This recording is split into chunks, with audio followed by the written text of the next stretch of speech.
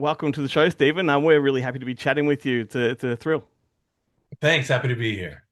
Before we get stuck into Murder at the Embassy, can you take us back a little bit to just how you got into this business to begin with, and sort of what lit the fire for you to become a filmmaker? Yeah, yeah, it's an excellent question, and it's something I've thought a lot about too, because it's been something for me that's been a part of my psyche for as long as I can remember. And so I've kind of like thought back to like the first time I really was drawn to making movies, not just watching them. Because I think everybody has films that they're drawn to. But I distinctly remember watching Ray Harryhausen monster movies at my grandma's house on VHS tapes. And there was something so magical about them and so cinematic about them, but there was enough separation between the time I was living in and the time those movies were made that I was seeing something about like, wait, I could do something like this, I think. And it really kind of lit a fire in me to start experimenting with like the video camera that my family had and the toys, that we had out and about. And I would make all kinds of movies from a very young age. And it wasn't until I was a teenager that I realized that like you could make a living doing that. And so yeah, for as long as I can remember, I've been in love with cinema, filmmaking, anything to do with that art form. And for as long as I've been able to try and make a living at doing so, that's what I've been up to. So yeah, I had my first chance to make a feature length film well, technically, I made two feature length films in high school, and we rented out the high school auditorium and sold tickets. And I made sure that I was casting people that would bring in, different crowds, different. And so there was that was kind of like this entrepreneurial spirit about like, yeah, yeah, maybe if you build it, they will come. And after that, an opportunity arose for me to direct a dragon movie, a fantasy film, for a very small amount of money, but it seemed like a lot of money to me at the time. And so I just dove right into that without realizing how impossible it was going to be. Is that Dragon You- Hunter? I think I've got that Yes. somewhere behind me here. Oh, Yeah, you do? I reckon. Well, And it's and quite a collection, but I'm and honored to be and in I there. Yeah. I think I've got like Canine Adventures in there as well. Oh, Because I phenomenal. was in the prep for this, I was looking at your work. I'm like, man, you've directed far more movies that I probably have or recognize. Like, for example, I had this aside. I didn't know you Mhm. directed Maze. Yes. I love this movie. We shot that movie in my hometown. Wow. We were trying to get a sci-fi movie off the ground. My wife and I were producing together at the time. She's now exclusively in editorial. She's an incredible producer. She just prefers the artistic side of editorial, and so she does that now. But we were producing together. We were trying to get a sci-fi movie off the ground. And it looked like it was going to happen. And then funding fell through at the last minute, and we had cleared our schedules. And two other friends of ours were producing with us, and we were all looking forward to doing this. And then it just kind of like evaporated. And so Christy, my wife, was like, you know what? Let's just make a horror movie real quick. And we all got together and brainstormed like, Hell what yeah. can we do? Single locations, because we were in the habit of getting together and pitching ideas. And we would all give each other like different rule sets and like limitations and like, okay, if we're gonna do it like this, then what do you do? And so we just did another one of those, and we all came to the table with what's a single location horror movie we could do. And Corn Maze was something that I threw out there. I wanted to do ghosts, but slasher seemed more like accomplishable given the resources available. So then we workshopped that around. And this movie, it's incredible to me that you have it and you've seen it and you own it. Just because to me it was like a movie that never should have been able to succeed. We went so quickly that at the we had a 70-page script, which is we you should never start shooting with a 70-page script, but we were like, just trying to do something, and Mm. we're young and dumb and everything. And my director of photography tells me that we'll have a steady cam. And so I've got we haven't really written out all of these chase sequences that I'm assuming are going to take forever. Um, But then and by the way, we shoot this movie in 6 days. It's Far out. it's a blitz of a show. Sorry, I'm on a No, go tangent for now. it. Go for it. But the steady cam contact falls through at the last minute, and I cannot do my chase sequences anymore. And so we shoot our 70-page script, and I do the best that I can with a few lengths of dolly track. And the it's just not exciting to me. Like looking at the footage, like this isn't going to work. Really should not stretch this out. It's not fun to watch people run in a straight line for extended amounts of time. And so we did the best we could with our chase sequences. We did the best we could with what was available, and we started cutting the movie together, and it was about 60 minutes long. So then we're like, okay, new meeting. We need more movie. Like, what's the rest of this movie? And that's when we start pitching, like, well, who's the killer? Because we've he's been off in the shadows the whole time. Let's hang out with him for a minute. And so almost all the money has been spent. The remainder of the movie is shot on a Canon 5D Mark II, I think. They had just come out with the firmware update that let you shoot 23:9:8. And Yeah. so we were like, okay, we can get the right frame rate out of this camera. It was so dumb, but we ended up being able to, and I think it adds a lot of depth and fun and like something crazy at the end of this movie that like you literally didn't see it coming because none of us saw it coming either. So yeah, that one was wild. That was our second movie. I'm going to ask Our the question that Glenn most desperately wants to know. Is there a sequel planned? Oh my Because God. The family that owns that corn maze, they are the nicest people, and they also own a local fast food restaurant. And one night, after we're like, we don't want to eat the same chili again for 3 nights in a row, they show up with all these hamburgers for us to eat. They did a themed, because they do a haunted corn maze, and they would do like a themed version of that corn maze to the movie. I printed them a big poster so that when they do, like, because they have a float at the I have parades, seen and this online. I'm sure I've seen this online. so I would love to. I mean, why not? That's how the movie was born. It was yeah, why not? If So you let's go do into it. another one, that may revive the original, like, new Right? Right? discovery. But Yeah. the movie of yours I wish I had in my collection, and Ben, you're gonna love this. Dudes and Dragons. What a title. Oh, What a title. What a tagline. Courage, valor, booty. yeah. Yeah. Amazing. That's got a wild story behind it as well. They all seem to in the end, I think. No, we're here to talk about Murder at the Embassy. We've spoken to directors, a few that have bounced between genres like you have. You've gone from fantasy to horror, sci-fi. Now murder mysteries.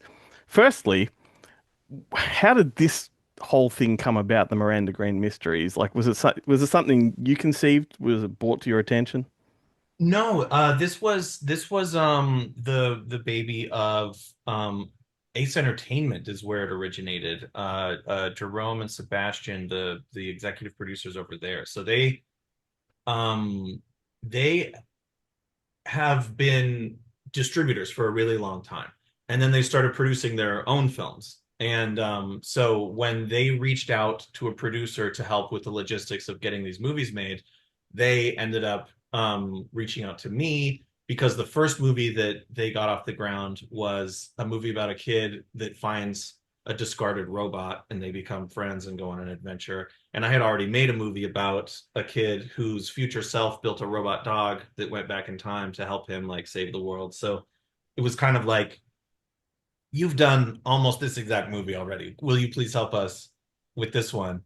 And so we became good friends. We worked really well together and just made kids movies for a while. Hmm. And then when Ace had been trying to transition into more adult titles for a while, and the Miranda Green franchise started to get some traction, and so they reached out to me, and I was desperate to do something that didn't have kids or animals in it, let alone like something that's in that like thriller genre, because that's really where I love stories that you can kind of like play with more unexpected things and try and like create that sort of experience for your audience where you're not sure what's going to happen next. And I had been able to do rewrites on these kids movies and kind of like help try and introduce those sorts of things as well. But yeah, it was a welcome shift, and we got really lucky on that first movie. Invitation to a Murder was the predecessor to Murder at the Embassy. It was supposed to take place in England, but we knew we needed to shoot stateside. And it was just really hard to find a place that fit the bill until we came across um, an authentic English manor in Schaumburg, I think it was, built by a guy who just wanted an authentic English manor. So like everything was still very fresh and new, beautiful and clean, but it was like he had seriously like recreated historic marble floors from sites all over the world and stuff like that. The paneling inside was beautiful. The house did so much heavy lifting of like Yeah. visually elevating the story. We got a great cast. So that movie performed well enough that Lionsgate then started asking for more, and that's where Murder at the Embassy came from. They asked me to come back on board for that one. We got to shoot in Egypt, which was really great. The interiors are in the UK, but we got. I'm trying to think. I think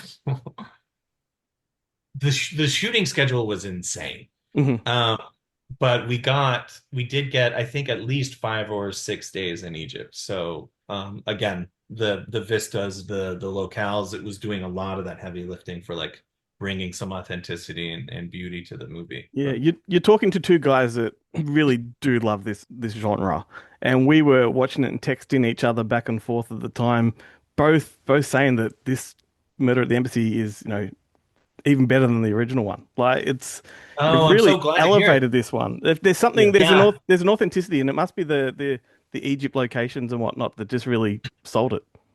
they also gave me a little bit more leeway with the script this time around. Because of the scale of what they were trying to accomplish and the script that they had given us. I had a bit of a reputation at the time for making a lot of script changes on the other movies. And I remember the very first email I got with the script. It said, "We're very happy with the script." And that is code for Don't don't change, don't change touch it. anything. And so, but when they would come out and visit set because they're very interested in making sure that these things are going well and they could see what we were struggling with and why, and they were very open to me being able to take more of a leading role in kind of shaping or at least altering the story to help fit what our production is going to be able to accomplish and maybe help elevate different elements within the story itself. So like I do feel um like I'm partial to the second one too, but maybe just because it's the last one that I did. But also because it wasn't freezing cold. We shot the first movie in November in Chicago, and it was bitter cold and windy. And granted, it was the exact opposite in Egypt in the summertime. So I don't know which one's better, but Yeah. Why is it they never set movies in temperate climates where it's just like yeah, that was the joke that I had. I was like, every single one of these, we only shoot it if it's the worst time to shoot there. You got to Yeah, suffer for your art. I'm looking It's a forward to the rule. third Yeah. one, the Himalayan incident, or Right? Yeah, yeah, yeah. We have to authentically shoot at the top of the yeah, Himalaya.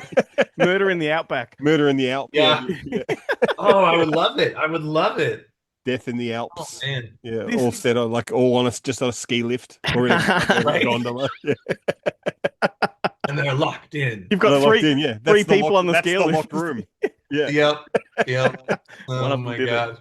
So these movies came about at a time when like murder mysteries are popping off. Like, they're really Yeah. popular at the moment with Knives Out and Kenneth Branagh doing his Agatha Christie stuff. Do you think that's been an advantage or a hindrance to what you're doing? A little bit of both, Yeah. but mostly an advantage. Because I've never seen a movie of mine. Like people keep sending me like they take a picture of their screen when they're watching something on Prime or something. And it's like the top recommends after what you watched or whatever, and they're getting pushed Murder at the Embassy. And I think it's because like there is kind of a desire for that, and there's Hmm. just not a lot of it out there quite yet. It's starting to bubble up, and like really great stuff is being made, and so that's an advantage. But then you do get people inevitably comparing you to a movie that's spent, like Yeah. we're spending about as much money as most productions are spending on food. And yeah. So like there is a difference there in terms of what at the end of the day what you can accomplish. We our chase scene at Murder at the Embassy, for instance. So we it's going so well. I know I have to shoot the scene in one day, and we're getting what we need. It's looking so great. We're on a backlot in Egypt, so it's kind of funny to have gone all the way to Egypt to shoot in fake Egypt. But um, these cars start sputtering and die, and they get one of them going again, but they can't get the other one going. And they're like, oh, don't worry, we've got a replacement. They bring the replacement in, and it looks completely different. And so now we've got this car chase scene where I can't use any of the footage that we shot for the first 6 hours of the day, and I only get 12 hours. So then we have to figure out how to now start over and get all of the chase scene and all of the rest of the stuff that we wanted to shoot that day into that 6 hour chunk. And those are the kind of things that I feel like you're up against. You don't realize sometimes like, well, isn't it just like, set up the camera and if you've got a good eye, then it's going to look nice. And it's like, well, sometimes there are things beyond equipment, beyond lighting, beyond locations and actors. It's just like the logistics of we couldn't afford to continue shooting or push the chase scene off to another day when we can get these cars figured out or whatever. So it's like there's always I like to say directing is kind of there's the vision element, there's the perseverance element, but like really at its core, if you want to get really good at it, you have to learn how to compromise intelligently because it's coming for you. And if you don't know how to like make the call of like this is going wrong, that's going wrong, how do we get from point A to point B now in a satisfying way without feeling like we've sacrificed something? So sorry, I keep going off on these tangents, No, I love it. thinking No, about man, that's great. that's a very long answer to your question. No, no, that's that's what It we're all just made about. me think of the I hope I'm remembering it right, but the in the Italian Connection, which I doubt you've seen, but it's a crazy 70s Polizzi movie, but they have repeated combi van chase sequences in the film, and at one point, because the guy they're chasing, Mario Adolf, keeps headbutting the screens, the windshields of these combi vans. And so they throughout the chase, they get out of one combi van and they jump into another one that's conveniently parked just nearby, and they continue the chase scene in a completely different combi van that hasn't had the Oh, windscreen crashed, so smashed nice, by him nice. headbutting it. Yeah. It's just you're like that's that yeah. I always think that's how you get away with if your one car fails. Oh, just hop out and get into another car that Get just into happens to another be Shoot, one. there. shoot a quick pickup from one Problem door to the other. solved. Like there's never a question, a problem in a shoot that can't be answered by dodgy 70s Italian cop movies because it's yeah. Absolutely. There's an argument to be made too that if you notice your plot hole and you just make sure somebody brings it up, Yeah. that your Yeah. audience will forgive you after that. Like it's when they think you had a blind spot to it. Yeah. Yeah. Like I will forgive an actor making a bad decision if they're recognizing that it's a bad decision. Yeah. And so it's all that kind of stuff just all swirled up Was it into the chaos of trying to get that Rob thing. Rob Reiner spent his entire career trying to excuse that one lens flare in the Princess Bride? Like it haunted him for Right. life. Can you talk about Misha Barton? How did she come into the picture? Misha Barton was a part of it from the beginning. They just let me know. So a lot of the ways that these movies get, it sounds funny. It sounds almost, I don't know if you've seen the movie Ed Wood. Hmm. Yeah, when they're like, do you have a script? No, but we've got a poster. And it's kind of like, it feels like a lot of movies kind of get made that way. They do have scripts, or at least they have treatments, but Yeah. they have an actor attached, they have some artwork, and then they go start pre-selling this thing before the movie's ever Hmm. made. And so when I was brought on, they just told me, Misha's playing Miranda Green, and the rest of the cast hadn't been found yet. And so I was a part of that casting process in terms of like weighing in on like who I felt like was the right fit for X, Y, and Z. But yeah, she was a part of it from the very beginning. We had some good chats during pre-production, and then yeah, it was a good uh it was a good experience. I think that there's everyone comes at performance and acting and everything with different what they bring to the table that's unique. And I think something that Nisha brings to the table that's really great is she's able to breathe a lot of likability into a character that is fairly off-putting sometimes. You know, she's constantly offending people and stuff, but she finds ways to help you feel some sympathy for her and still root for her and want her to succeed. And so I think that's kind of a, a little bit of a magic ingredient that she's able to bring to the table. It doesn't hurt that she's basically most of the time when she does it, she's calling out people who are being, hypocritical or, Right? Yeah, She's a yeah, yeah, great yeah, yeah. you know, character. She's a great character. yeah, She plays it so well. she just calls people on It their does. lies, It's which is true. great. It's like, Yeah, I was like, that's weird because, and does Well, she? Can you answer this question, which is a weird one? But she's born in the UK. The first thing I ever saw her in was Notting Hill, yes. where she plays the little girl. So does she Uh-huh. actually have an English accent, or is she? She does not. No, right. And that was something she was very much involved in trying to make sure it sounded correct. And she had a dialect coach that she was working closely with, which I thought again was unique because it's like if you grew up there, but she spent so much time in the States, there is no Mm. English accent there. And so, she wanted to be positive that like, especially for the period and where she feels like, she needs to be from, because for a small island, there are so many English accents. Yeah. And so she's always trying to make sure that like, well, I need to say it like this, and I want to make sure that this is, and so there was always kind of a conversation if she felt like she needed to do it again because she felt like a certain word or phrase or something wasn't quite working, we could change it, or she could reapproach it and make sure that she felt like it was coming out the way that she wanted. Yeah. Is there an art to telling these stories without giving it away? Like when you're shooting, are you constantly thinking, have we revealed, too much? Yes. Yes. And in fact, so that was something early on, I flagged in the script. I was like, okay, we need more reasons to suspect other people. Yeah. Because right now we're just going on. And so, like, that whole sequence where we see that everyone's got a little bit of shady business going on, that was all added after I got the script and was Mm. like, okay, let's start. I worked really close with Mark Brennan, our writer on that film, to kind of find things that made sense for the time and for the character that when you explained it, you're like, oh, I guess that does make sense. But it was very suspicious before I knew all of what was going on. And so like I just wanted to make sure that it was satisfying, that it wasn't a red herring for red herring's sake, but like it contributed to the plot in some way and kind of helped us learn more and move forward in a way that felt like there was some momentum behind what was happening. And I think it also gave more depth and opportunity for the rest of that ensemble cast to like be involved in the stakes Mhm. somehow.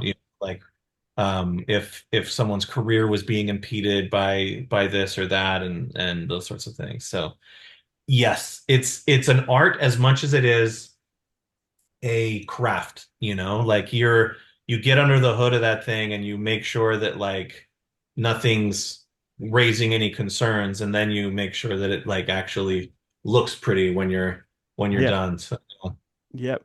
And I read somewhere a while ago that you are doing a third one, and then I went back to check on that and it disappeared from the internet.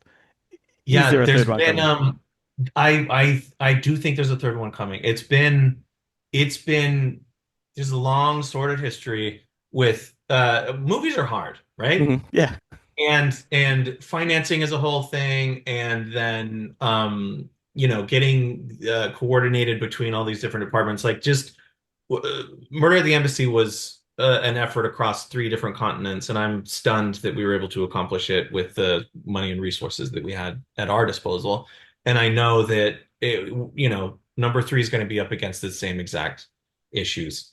I do think number three is going to happen. Whether or not my schedule will align with it happening is Hmm. another question. So yeah, I'm not entirely sure when, but I do think it's only a matter of time And before number three's on the way. will it be called Murder at the Lionsgate Backlot? You know, if I had my druthers, I would shoot it in Cairo again. My gosh, that was a good experience. It was the dollar goes so far there that we had more crew members than I've ever had on a set before in my life. And I remember being on a backlot in Cairo and realizing that we needed to turn around. And we had already met several times about all the angles we needed. And this was just a moment where I was like, oh no, we're going to need to look this way. And there is nothing there because like backlots are just, they look beautiful, but there's nothing there. There's no set dressing. There's no props. There's no people. And my production designer was like, no problem. And literally, I felt like it was maybe 10 minutes later, it was completely filled with art. And that sort of thing is such a luxury that I'm not used to having. Yeah. And so, yeah, I would shoot in Cairo again in a heartbeat. Well, Those guys are great. I think the tax incentives are pretty good down here too. I mean, of course. They've got an NCIS Sydney, don't they? Yeah, that's right. There was a time. I almost got to shoot in Australia on Joey and Ella, and then the Australian bit got cut, so it didn't work out. Oh, bugger. Oklahoma is where we shot that movie in the end. Maybe one day. In Oklahoma. Maybe one day. Very similar. Oklahoma and Australia, very similar. Well, didn't they shot the ranch for Superman Returns down here? Like, oh yeah, that's true. There's all kinds of things you could do. Anyway, yeah, because if you team up with the Aussies, you get a 40% rebate from the Australian government. There's all sorts of great incentives to. We should do it. I'm in. Yeah, I don't know what it is. I love nothing more than like seeing international directors come here and make sort of content that has an Australian flavor. So and we have absolutely. We have one I believe one African American actor in Australia who is in everything. Every single American production that comes and shoots here, he is in somewhere. Like he's in Dora the Explorer, he's in like a bunch of these movies, and you're like, oh, it's that guy again. Like he must. Yeah. That is, that's job security right there. Yeah. Oh man. Oh man. Well, Stephen, thank you so much for making time for Little Old Us. We love these movies and we really chuffed to be talking to you about them. Well, thank you so much. That means a lot to hear. I can't express to you how nice it is. Because like when you make a film and you put it out there, it just kind of disappears into the internet void. And to meet people and talk to people who legitimately enjoy it means a lot. So it's been my pleasure. Thanks for having me. And we'll be waiting for Maze 2. Absolutely. It's on the way. It'll find its way to Australia somehow. Yeah, the maze down under. Yeah, while you're waiting for Murder 3 to eventually, we'll crank another maze out. Yeah, or you do that. What's that cheeky thing where you use the part of the budget? Like, I'll just take a little bit of the budget and shoot it simultaneously with the same cast, just on their off days. Let's just go solved it. Yeah, that's the answer. Let's go make maze 2. We've trampled a portable maze. We've trampled all over my cut point. That's my one job on this podcast, Glenn. That's right. Ladies and gentlemen, may I present Miss Miranda Green. Good evening, Ambassador.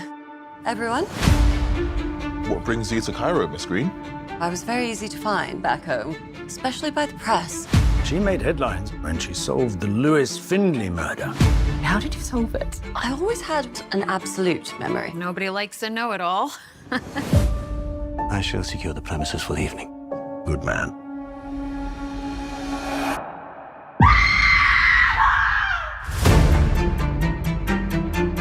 Oh, dear God. Everyone must vacate this room. We should call the police. No police. Where are the authorities? Why call me? The embassy is sovereign British territory. It's for us to investigate any crimes internally. What does it say? A murder has been committed, and the murderer is in this room. I'm going to need everyone to remain in the embassy until I finish my investigation. Unless I solve the case before that. Now, prisoners as well as suspects. He did see a strange light coming from one of the windows last night. It was Maggie sending a signal. To whom? Someone outside the embassy. Follow that car.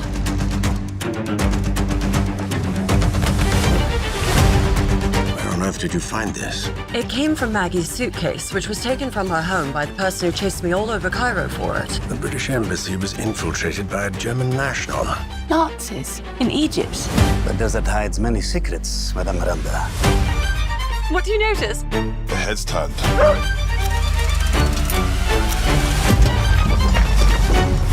Well, no turning back now, I suppose. I don't yet know who to trust. This will be dangerous. Are you calling me a liar? I'm not a killer. Careful, Miss Green. Shining a light on truth is how we find a path to justice. So you do smile? Tell no one.